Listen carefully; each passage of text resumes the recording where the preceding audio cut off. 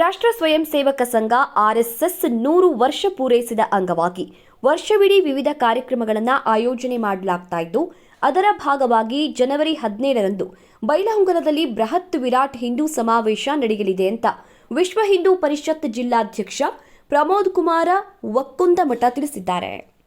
ಗುರುವಾರ ಬೈಲಹೊಂಗಲ ನಗರ ಪತ್ರಿಕಾ ಕಾರ್ಯಾಲಯದಲ್ಲಿ ಸುದ್ದಿಗೋಷ್ಠಿ ನಡೆಸಿ ಮಾತನಾಡಿದಂತಹ ಅವರು, ಸಮಾವೇಶಕ್ಕೆ ಮುನ್ನ ಸಂಜೆ 4 ಗಂಟೆಗೆ ಚೆನ್ನಮ್ಮ ವೃತ್ತದಿಂದ ಭವ್ಯ ಶೋಭಾಯಾತ್ರೆ ಜರುಗಲಿದ್ದು, ವಿವಿಧ ರೂಪಕಗಳು, ವಾದ್ಯ ಮೇಳಗಳು ಮತ್ತು ಭಾರತ ಮಾತೆಯ ಬೃಹತ್ ಭಾವಚಿತ್ರ ಮೆರವಣಿಗೆಯಲ್ಲಿ ಭಾಗಿಯಾಗಲಿವೆ ಅಂತ ತಿಳಿಸಿದರು. ಬಳಿಕ ಸಂಜೆ 5 ಗಂಟೆಗೆ ಸಮಾವೇಶ ಪ್ರಾರಂಭವಾಗುತ್ತೆ. ಸಮಾವೇಶದಲ್ಲಿ ಕೇಂದ್ರೀಯ ವಿಶ್ವ ಹಿಂದೂ ಪರಿಷತ್ ಹಾಗೂ ರಾಮಮಂದಿರ ಯೋಜನೆಯ ಮುಖ್ಯಸ್ಥ ಗೋಪಾಲಜಿ ದಿಕ್ಸೂಚಿ ಭಾಷಣಕಾರರಾಗಿ ಭಾಗವಹಿಸಲಿದ್ದಾರೆ.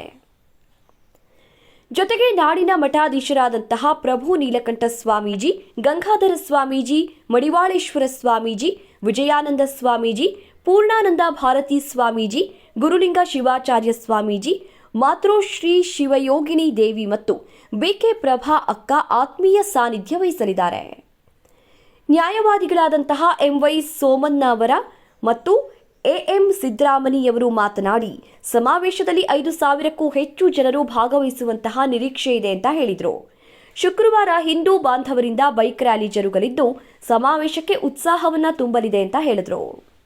ಸುದ್ದಿಗೋಷ್ಠಿಯಲ್ಲಿ ಮಡಿವಾಳಪ್ಪ ಹೋಟಿ, ಅಶೋಕ ಸವದತ್ತಿ, ಗಿರೀಶ್ ಹಲಸಗಿ, ವಿರೂಪಾಕ್ಷಯ್ಯ ಕೋರಿಮಠ, ಮುಕುಂದ ಕುಲಕರ್ಣಿ, ಸೋಮನಾಥ ಸೊಪ್ಪಿಮಠ, ಸುಭಾಸ ತುರಮರಿ, ಮಲ್ಲಿಕಾರ್ಜುನ ಏಣಗಿಮಠ, ರಾಜು ಹರಕುಣಿ, ಗಿರೀಶ್ ಹರಕುಣಿ ಹಾಗೂ ವಿಶ್ವ ಹಿಂದೂ ಪರಿಷತ್ ಮತ್ತು ಬಜರಂಗ ದಳದ ಕಾರ್ಯಕರ್ತರು ಹಾಜರಿದ್ದರು.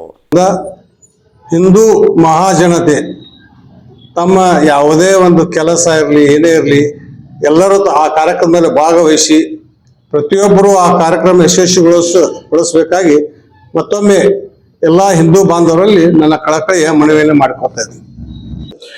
ಈ ಹಿಂದೂ ಸಮ್ಮೇಳನ ಸಂಚಾಲಕ ಸಮಿತಿ ಬೈಲಹೊಂಗಲ ವತಿಯಿಂದ ಹಮ್ಮಿಕೊಂಡಂಥ ಕಾರ್ಯಕ್ರಮದಲ್ಲಿ 17/1/2026 ಅಂತ ಇದೆ ಕಾರ್ಯಕ್ರಮ ಇದೆ.